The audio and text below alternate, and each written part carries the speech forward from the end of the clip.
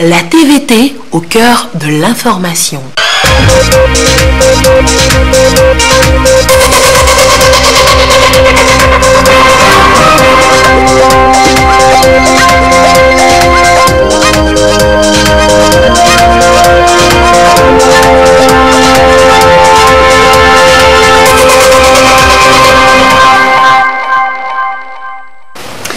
Il est l'heure du journal sur la télévision togolaise. Madame, monsieur, bonsoir et voici les titres de cette édition. Quel est le niveau de mise en œuvre des normes internationales de lutte contre le blanchiment des capitaux et le financement du terrorisme au Togo? Eh bien, des experts y tablent depuis ce matin à Lomé et vous le découvrirez dans cette édition. Il y a 7 ans naissait le Fonds national de la finance inclusive FNFI. Cette année au service des plus vulnérables. Que retenir? Vous aurez le bilan de cette année d'activité dans ce journal. Et puis le Togo s'apprête à lancer l'opération nationale de vaccination contre le Covid-19. Mais qu'en pensent les Togolais? Vous les écouterez dans ce journal. Voilà donc pour les titres. Le second cycle d'évaluation mutuelle du dispositif national de lutte contre le blanchiment des capitaux et du financement du terrorisme est ouvert à Lomé. Cet examen du dispositif de lutte contre le financement du terrorisme du JIABA au Togo a pour finalité d'apprécier le niveau de mise en œuvre des normes internationales qui régissent le domaine. Une bonne note permettrait donc au pays de séduire davantage les investisseurs. Voyons cela avec Luc Assis. Le Togo amorce son deuxième cycle d'évaluation mutuelle du dispositif national de lutte contre le blanchiment de capitaux et le financement du terrorisme. C'est un processus qui permet au groupe intergouvernemental d'action contre le blanchiment d'argent en Afrique de l'Ouest JIABA d'examiner le niveau d'efficacité et de conformité du Togo aux normes du groupe d'action financière GAFI. Il s'agit donc d'analyser le dispositif juridique et institutionnel du pays dans le domaine. L'exercice se fait en 2 volets. La méthodologie du GAFI qui s'applique à l'évaluation mutuelle exige que l'équipe d'évaluation aille sur site dans le pays évalué pour rencontrer les acteurs impliqués dans ce processus. Et c'est pourquoi l'équipe d'évaluation est actuellement au Togo.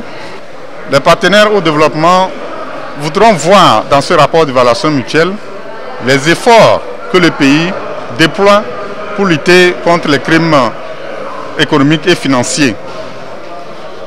Cela leur permettra de s'assurer que les aides qu'ils apportent ne vont pas dans des destinations douteuses.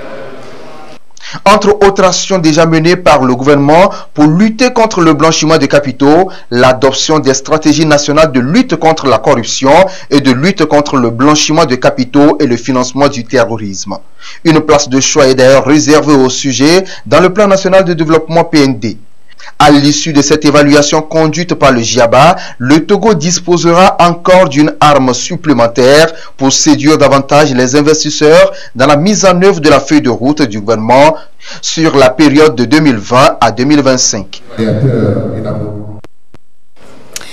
Le secteur agricole occupe une place de choix dans le programme quinquennal du chef de l'État. L'axe 2 du plan national de développement PND fait de l'agriculture un socle d'une croissance économique. Le gouvernement ne lésine donc pas sur les moyens pour permettre à ce secteur de contribuer plus efficacement au bien-être des populations et à la croissance économique. Bientôt la campagne agricole 2021-2022, le gouvernement se prépare déjà pour accompagner les agriculteurs. Voyons cela avec Christine Pétikialoudé. L'agriculture togolaise emploie plus de 70% de la population active et contribue à près de 40% au PIB. Le gouvernement, à travers sa politique agricole, vise l'amélioration de la productivité et l'augmentation des revenus des populations indispensables au renforcement de la sécurité alimentaire. Pour un aboutissement heureux de la campagne agricole 2021-2022, le soutien des producteurs en intrants fait partie des multiples actions et stratégies engagées. Un stock de 80 000 tonnes d'intrants est constitué et va être mis à la disposition des producteurs. Chaque canton et village devront disposer de magasins d'entreposage et de distribution. D'ici mi-février, le Centre d'approvisionnement et de gestion des intrants agricoles, CAGIA, entend rapprocher les stocks des producteurs avant le début de la saison pluvieuse. La constitution de stocks d'intrants est l'une des sous-composantes de la feuille de route du ministère de l'Agriculture, de l'Élevage et du Développement rural. Elle s'articule autour de 3 projets: l'amélioration de la productivité et des rendements agricoles, l'accélération du mécanisme inclusif de financement agricole MIFA, qui veut porter le nombre de bénéficiaires à 1 million d'agriculteurs d'ici à 2025, et l'agrandissement de l'agropole de Kara. Et le gouvernement compte justement sur le secteur privé pour la mise en œuvre de l'agropole pilote de Kara. À la rencontre de validation de l'opérationnalisation du plan de travail et du budget annuel 2021, certains opérateurs économiques ont répondu au rendez-vous. Depuis Kara, la correspondance de Nestor Mozo. La réalisation de l'agropole de Kara nécessite de gros moyens financiers. Les institutions financières comme la BAD, la BOAD et les fonds coréens accompagnent cette initiative. Mais l'État togolais attend aussi d'autres interventions du secteur privé. Certains opérateurs économiques ont manifesté leur adhésion au projet et des mémorandums ont été signés avec eux pour pouvoir aider la Prodat dans la réalisation des infrastructures qui sont prévues. On regarde un petit peu tous les projets qui sont aujourd'hui financièrement viables sur le plan économique. Donc aujourd'hui, on sait que sur l'Afrique de l'Ouest, la partie agriculture est assez importante. Donc, et aujourd'hui, nous répondons énormément sur la partie irrigation. Donc ces projets-là correspondent tellement au domaine qu'on cherche à financer et à regarder et à proposer à clé en main. Nous avons bien lu le programme de la Prodat avant de se lancer là-dedans, pour y participer, porter notre pierre angulaire à ce que fait l'État togolais. Nous venons avec nos équipements pour appuyer la Prodat dans le séchage, disons, pas industriel, mais plus rapide de leur production. Si nous prenons par exemple le maïs, on peut le sécher à des centaines de milliers de tonnes à des heures un peu plus très proches. Ce que vous allez sécher pendant un mois, nous le séchons pendant quelques minutes ou 2 heures ou 3 heures. Donc ce qui permet à éviter la propagation des substances toxiques. Les travaux physiques de l'agropole de Kara vont commencer véritablement cette année 2021 pour se poursuivre jusqu'en 2023. 4 filières seront développées, à savoir filière végétale qui comprend le maïs, le riz et le soja, le maraîchage qui va consister à la culture de la tomate et des fruits maraîchers, la filière exportation qui regroupe l'anacarde et le sésame et le volet animal qui sera focalisé sur l'élevage de la volaille et sur la pisciculture. Et puis les femmes représentent une grande part des acteurs du monde agricole dans notre pays. Et pour les soutenir justement, le gouvernement multiplie donc plusieurs actions et plusieurs projets en leur faveur. Voyons tout cela dans ce dossier signé Clarisse Atiklé. Au Togo, beaucoup de projets agricoles tiennent compte des femmes dans leur élaboration. Du PASA au Penyassa, en passant par le PPAO ou encore le Penyassan, les femmes sont en bonne place. Même si l'accès au foncier n'est pas encore une réalité au Togo, il y a un début de travail qui est fait dans ce sens. À cela s'ajoutent d'autres actions qui permettent à la femme rurale de contribuer à assurer la sécurité alimentaire aux populations. Au niveau de l'agriculture, nous avons par exemple notre politique qui est une politique inclusive où les actions sont portées en l'occurrence sur les couches vulnérables, plus précisément les femmes. Nous prenons comme exemple le financement des femmes dans le secteur agricole. Donc aujourd'hui, il y a des mécanismes, des outils de financement au niveau du secteur en faveur des femmes. Nous pouvons citer l'exemple de MIFA, le mécanisme incitatif de financement agricole fondé sur le partage des risques. Nous pouvons parler aujourd'hui de l'AgriCef et aussi durant la pandémie, nous avons développé, le ministère de l'Agriculture aussi a développé un outil que nous appelons YOLIM, où le financement est accordé aux couches vulnérables, surtout les femmes. Au niveau du foncier, le ministère de l'Agriculture, pour pouvoir permettre l'accès des femmes aux facteurs de production, surtout la terre, développer des mécanismes, des outils. Par exemple, nous avons les zones d'aménagement agricole planifiées, ZAP, où nous avons, après aménagement, on retient 50% de la partie aménagée et on les rétribue aux couches vulnérables, surtout les femmes et les jeunes. Et pour les femmes occupent, sur les 50%, les femmes occupent 40%.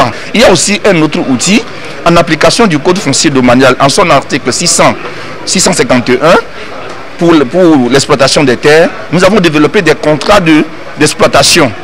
Lorsque les femmes identifient des terres pour pouvoir exploiter, on met à leur disposition des contrats qu'elles signent avec les propriétaires terriens pour les sécuriser durant toute l'exploitation. C'est donc la preuve que le Togo fait des efforts pour promouvoir le genre dans tous les domaines, plus spécifiquement dans l'agriculture. Cependant, le pays ne pense pas dormir sur ses lauriers. La tâche est encore grande. Nous pouvons l'affirmer que le genre est vraiment pris en compte, seulement que le chantier est très vaste. C'est pourquoi des fois certaines actions semblent passer inaperçues. Mais le gouvernement est à pied d'œuvre et on continue toujours pour que ces mesures soient accentuées, même pourquoi pas doublées, pour que les gens vraiment soient complètement pris en compte. Les réflexions sont toujours en cours, notamment du côté de la représentation nationale, pour véritablement asseoir des politiques et des lois qui prennent en compte le genre dans le secteur agricole, composé majoritairement de femmes. Plus de 12 000 nouvelles entreprises ont été créées en 2020. Le chiffre paraît surprenant au regard des nombreuses activités ralenties par la crise sanitaire liée au Covid-19. Comment cela a été possible? La réponse dans ce dossier signé Dodo Waré.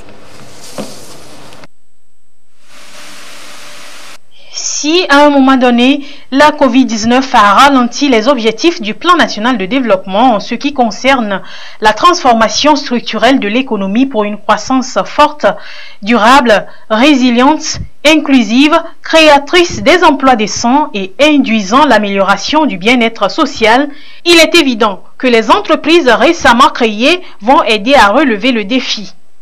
L'économie togolaise a donc de fortes chances de se relever très rapidement et de tenir ferme vis-à-vis de la crise sanitaire. Les derniers chiffres d'entreprises créées en 2020 en disent long.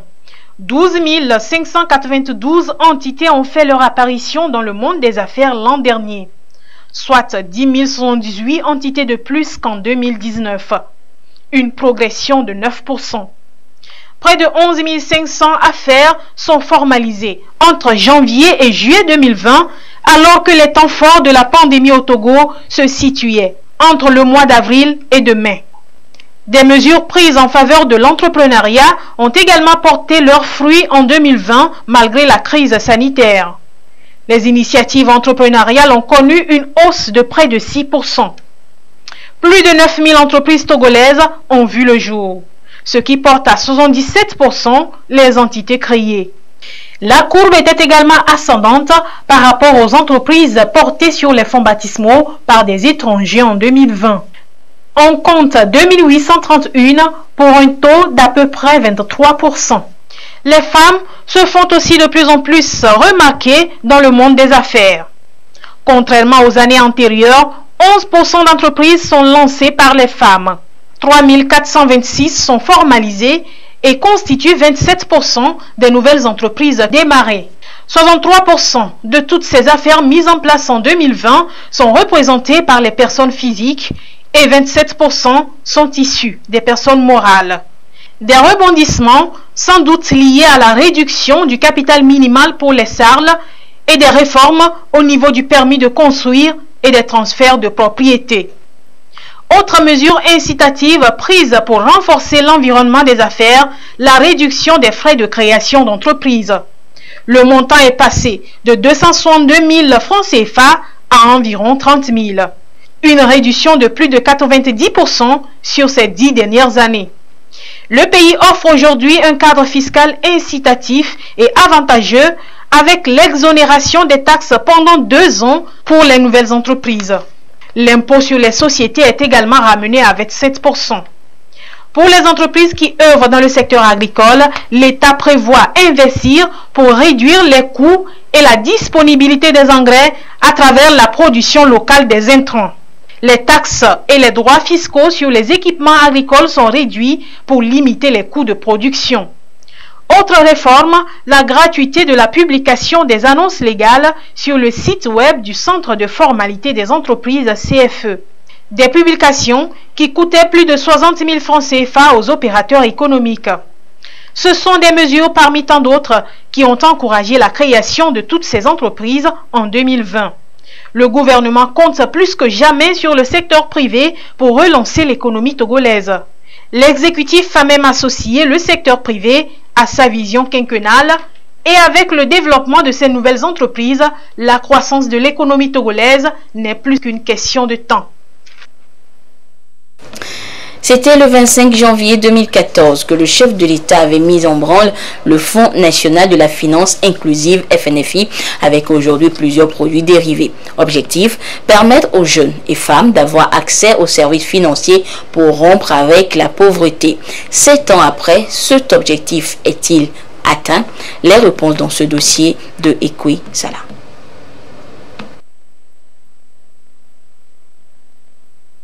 En lançant officiellement le Fonds national de la finance inclusive FNFI en 2014, le président de la République, Faure Eswazina Gnassingbé, aspirait lutter autrement et plus efficacement contre la pauvreté, réduire les inégalités sociales et renforcer la résilience des plus vulnérables en faisant d'eux des acteurs du tissu économique national.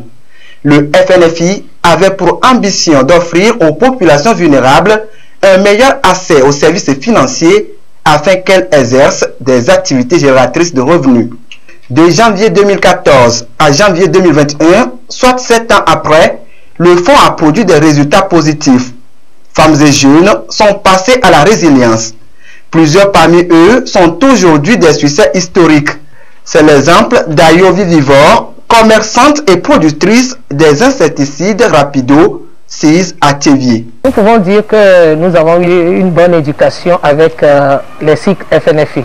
Parce qu'avant nous-mêmes, nous cotisons seulement et on se partageait entre nous. Mais avec FNFI, on a appris à grandir. Où il y a le maïs, il y a l'haricot, nous payons ces trucs-là pour garder un tout petit peu, pour que quand ça évolue un peu, l'argent change sur le marché, on peut revendre pour avoir un peu de bénéfices. Après ça, nous avons vu que bon, maintenant on peut aussi nous-mêmes produire des choses qui peuvent être des produits faits par des Togolais, consommés par des Togolais. C'est ce qui m'a amené petit à petit jusqu'à ce qu'aujourd'hui je suis devenue productrice et je fabrique moi-même des insecticides qui, je peux dire que ce sont des insecticides made in Togo. Je voudrais dire félicitations et bravo au chef de l'État. Avec les produits FNFI, j'ai vendu du Piawata. J'ai ouvert un bar et c'est dans ça que je suis arrivé au niveau de l'hôtel.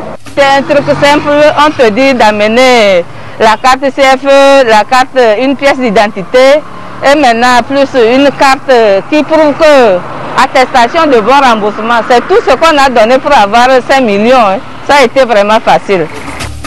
Avec le produit FNFI, je suis à l'aise, je mène mes activités. Là où je suis avec le produit FNFI, j'ai acheté un terrain à Lomé avec le bénéfice que j'ai réalisé. FNFI nous a sortis de la précarité. Avec FNFI, j'ai agrandi mon commerce de pagne et aujourd'hui j'ai pu acheter un lot de terrain. Des réussites liées au produit FNFI se comptent à travers les 5 régions du Togo. En 7 ans, plus d'1 700 000 crédits ont été accordés aux demandeurs pour un volume de crédit de 98,23 milliards de francs CFA. Le taux de remboursement est de 92,40%, illustrant ainsi le rapport franc et inclusif des bénéficiaires avec les systèmes financiers décentralisés. Plusieurs bénéficiaires nourrissent désormais des ambitions plus grandes. Je vais avoir des dépôts un peu partout sur toute l'étendue du territoire et je vais créer de l'emploi. Une femme à part entière, une entrepreneur et qui a ses comptes dans les livres des banques, on peut dire que la femme togolaise s'est émancipée avec les produits FNFI. Avec le crédit NCODD, moi je veux ouvrir un supermarché à Notien, ce qui n'existe pas à Notien. Félicitations au chef de l'État, nous sommes derrière lui et nous allons travailler avec lui la main dans la main pour la réussite du PND. En 2018, les résultats du FNFI et leur impact sur les populations ont permis de classer le Togo parmi les pays enregistrant la plus forte progression. Avec plus de 11,7%, le Togo est devant le Mali et la Côte d'Ivoire. En 2019, le Togo est reconnu premier au classement dans la zone UEMOA en matière d'accès aux services financiers. Sur la même année, le Togo a enregistré un taux de 25,1% pour le secteur bancaire classique et de 78,5% au titre du secteur des systèmes financiers décentralisés devant le Bénin avec 72,2%. Ces résultats ont été obtenus grâce à la gamme diversifiée des produits disponibles et très connus. D'autres produits d'envergure ont été également lancés, notamment NCODD, Kifé et Crédit Relance des MTPME. Fort de ces acquis, le président de la République nourrit des ambitions plus grandes pour promouvoir le bien-être des populations. L'élaboration de la stratégie d'inclusion financière en cours viendra renforcer les performances du pays au plan régional.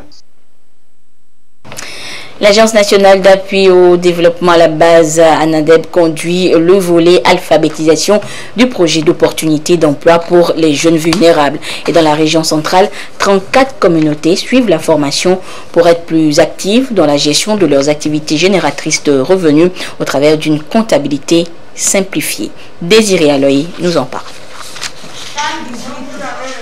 J'écris 8 ici et je retiens 1.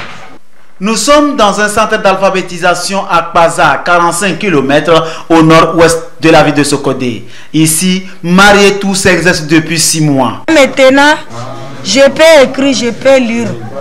Quand mes enfants m'amènent les cahiers, je peux lire ce qu'ils vont faire à l'école.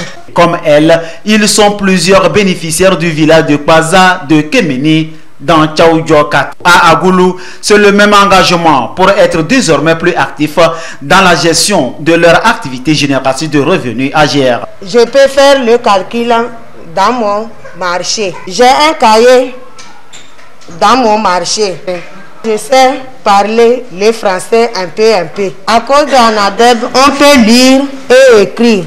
Ça nous permet d'éduquer bien nos enfants. Après avoir vendu les choses, je sais comment dépenser et économiser pour prendre soin de la famille. C'est le volet alphabétisation, un complément du projet d'opportunité d'emploi pour les jeunes vulnérables EJV. Dans sa composante 2, formation sur les aptitudes de la vie quotidienne et formation micro-entrepreneuriale. ANADEB, Agence nationale d'appui au développement à la base, en collaboration avec le ministère en charge de l'action sociale, conduit le projet pour amener les bénéficiaires à tenir une comptabilité simplifiée dans leur AGR. On enseigne aux apprenants la lecture, l'écriture et le calcul. C'est un décollage à la base pour permettre à ces bénéficiaires d'acquérir des connaissances utilitaires. Il s'agit de renforcer les capacités opérationnelles, la capacité financière des apprenants qui sont des bénéficiaires du projet d'opportunité d'emploi pour mieux gérer les activités génératrices de revenus qui ont été subventionnés par le projet EJV. Les ONG PASI Afrique EESD suivent le groupe cible. Dans la région centrale, 34 communautés sont bénéficiaires de ces cours d'alphabétisation grâce au projet EJV dans les 5 préfectures, avec pour objectif créer des opportunités de génération des revenus aux jeunes pauvres et vulnérables au Togo. Le Togo a adhéré au programme COVAX pour disposer d'un vaccin anti-Covid-19 dans un bref délai. Et dans les prochains mois, le pays pourra donc avoir des doses de vaccin. Plusieurs pays, à l'instar donc du Togo, ont opté pour la vaccination. Mais une question se pose. La stratégie vaccinale est-elle la meilleure solution face au Covid-19? Le Conseil scientifique togolais s'est prononcé sur le sujet et Kwesala nous en parle. Le Togo pourra disposer d'un vaccin contre le Covid-19 dans les prochains mois. Alors que les préparatifs vont bon train, les nouveaux cas de contamination grimpent. Le Conseil scientifique de lutte contre le Covid-19 prévient: l'arrivée du vaccin ne mettra pas fin à la pandémie. Le vaccin permet d'avoir ce que nous appelons une immunité due à la vaccination, plus l'immunité qui est due à la maladie, nous permettra de pouvoir contrôler et arrêter la chaîne de transmission. Donc c'est une stratégie et il faut essayer cette stratégie. Il est vrai que nous n'avons pas tout le recul sur le plan scientifique. Les vaccins qui sont disponibles actuellement permettent juste de protéger contre les formes graves de la COVID-19. Nous n'avons pas encore suffisamment de données scientifiques pour dire que le vaccin permet d'éviter la transmission contre le coronavirus. Et le deuxième message, c'est que les données que nous avons ne permettent pas aujourd'hui de vacciner les enfants. Et nous entendons souvent beaucoup de rumeurs disant que les enfants vont être vaccinés. Non, les données dont nous disposons aujourd'hui contre-indiquent la vaccination chez les enfants, notamment chez les enfants de moins de 16 ans et les enfants de moins de 18 ans, selon les types de vaccins que nous avons. Une fois le vaccin anti-Covid-19 disponible, la priorité sera donnée au personnel soignant. Un plan de communication sera élaboré avec à la clé la vaccination d'un certain nombre d'acteurs. Le conseil scientifique rassure d'ores et déjà la population quant à l'efficacité de la stratégie vaccinale. Il y aura des démonstrations où les scientifiques, les premiers responsables doivent se faire vacciner pour montrer effectivement que le vaccin qui est ramené ou bien que le Togo a acheté est un vaccin sûr. On sait qu'il y a beaucoup de décès et donc l'idée d'une vaccination, c'est de protéger les sujets contre les formes graves de la COVID-19 afin de réduire les décès, donc autrement dit de réduire la létalité. Mais avec les nouveaux variants du Covid-19, les scientifiques ne cachent pas leur inquiétude. Le chemin de la lutte contre la pandémie sera bien long. On a encore très peu de recul sur l'efficacité vaccinale avec ces variants. Vous avez le variant anglais, le variant sud-africain. Donc, nous avons besoin de recul. La science a besoin de recul pour pouvoir prendre les bonnes décisions. Mais nous savons que la stratégie vaccinale reste une très bonne stratégie. Il y a plus de 35 millions de personnes qui se sont déjà fait vacciner et seulement 25 dans leur pays à ressources limitées. Et cette dichotomie nous dérange un tout petit peu. On ne peut pas avoir d'un côté une stratégie vaccinale qui va marcher et de l'autre côté ne pas les utiliser pour pouvoir permettre à la population de reprendre une vie tout à fait normale. Une vie tout à fait normale, mais pas de sitôt. En attendant, seul le respect des mesures barrières est recommandé pour se protéger et protéger les autres. Et bien, à ce jour du 25 janvier 2021, la situation de la pandémie au nouveau coronavirus Covid-19 au Togo se présente comme suit. Le nombre de cas confirmés est de 4 682. 20 nouveaux cas enregistrés depuis hier. Le nombre de personnes guéries est de 4005.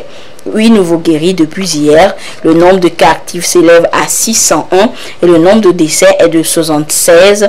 Un nouveau décès a été malheureusement enregistré depuis hier. Et c'est un communiqué signé par le ministre en charge de la Santé, professeur Moustapha Mijiawa. Et en bref, hors du Togo, sachez que les forces armées centrafricaines ont repris hier dimanche le contrôle de la ville de Boda au sud-ouest de Bangui. Les rebelles de la CPC étaient positionnés dans la zone depuis plus d'un mois et 44 rebelles auraient été tués et 3 ont été faits prisonniers.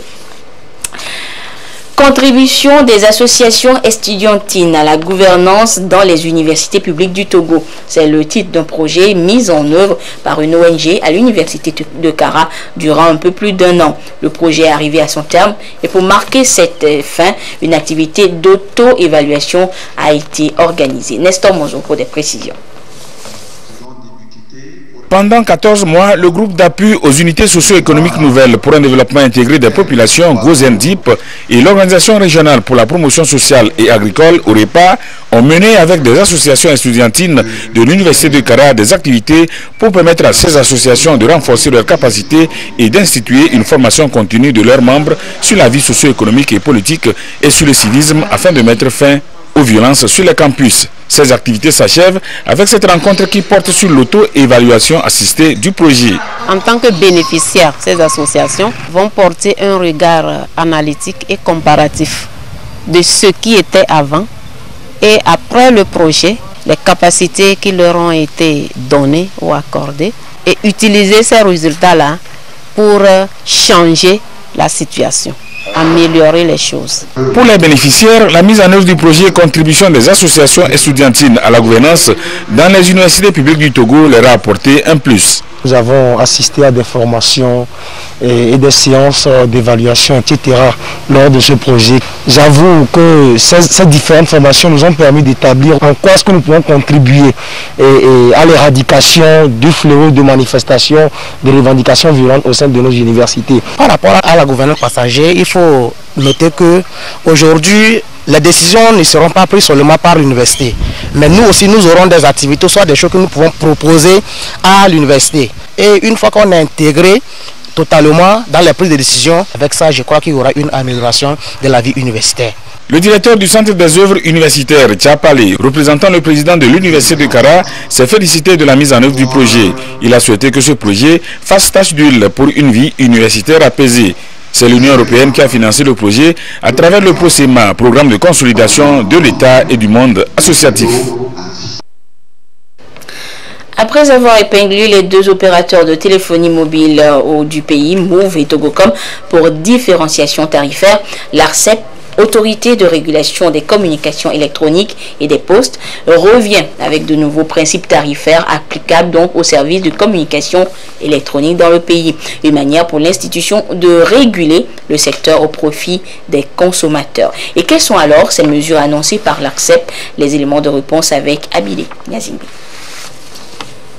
Les opérateurs de téléphonie mobile du Togo doivent désormais communiquer aux utilisateurs de façon claire et sans équivoque tout ce qui porte sur les tarifs de base de leurs services. Coût par minute, par nombre de SMS et par mégaoctet. Une manière de rendre plus transparente la gestion des offres disponibles sur le marché afin de permettre aux consommateurs de mieux orienter leurs choix. Ces différentes mesures annoncées par l'Autorité de régulation des communications électroniques et des postes ARCEP visent à réorganiser le secteur et ceci au profit de la clientèle. L'ARCEP va plus loin. Le principe s'applique également aux tarifs réels appliqués par unité de valeur en francs CFA. Selon les termes du communiqué rendu public par l'institution, les recharges de crédits de communication aux tarifs de base ne doivent pas comporter de durée de validité au-delà de laquelle l'usager perd le solde restant de son crédit. Autrement dit, le crédit sur une carte SIM ne peut plus être considéré comme expiré tant que la carte SIM est active. La durée de validité accordée aux offres forfaits et promotionnelles doit être raisonnable au regard du montant de souscription et clairement portée à la connaissance des consommateurs. L'ARCEP annonce également une réduction des coûts de transfert de crédit, de communication et d'accès aux services d'assistance clientèle.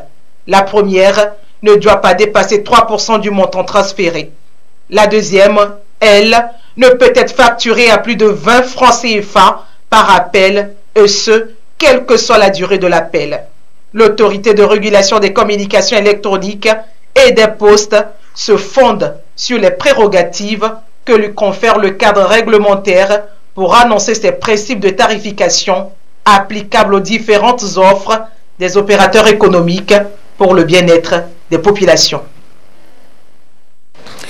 Il est porté à la connaissance des présidents des comités préfectoraux de transhumance, des responsables opérationnels préfectoraux de transhumance, des agriculteurs, des ONG et de tous les autres partenaires que la campagne de transhumance 2021 débute le dimanche 31 janvier et prend fin le lundi 31 mai 2021 sur toute l'étendue du territoire national, conformément à l'arrêté interministériel numéro 01 du 22 mai 2008 portant organisation du mouvement de la transhumance au Togo.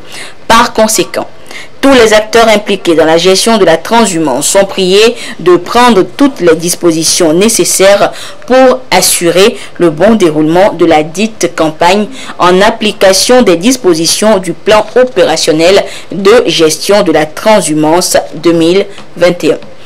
Tout contrevenant aux règles de bonne conduite contenues dans le POGT 2021, le plan opérationnel donc s'expose à la rigueur de la loi. Et c'est un communiqué signé par le ministre de l'Agriculture, de l'Élevage et du Développement rural, président du Comité national de transhumance, Antoine Lekpa Begbeni. Et c'est sur ce communiqué donc que se referme cette édition. Merci de votre fidélité à la télévision togolaise. Respectons les mesures barrières pour éviter le coronavirus au Togo. Bonne suite de nos programmes. Au revoir.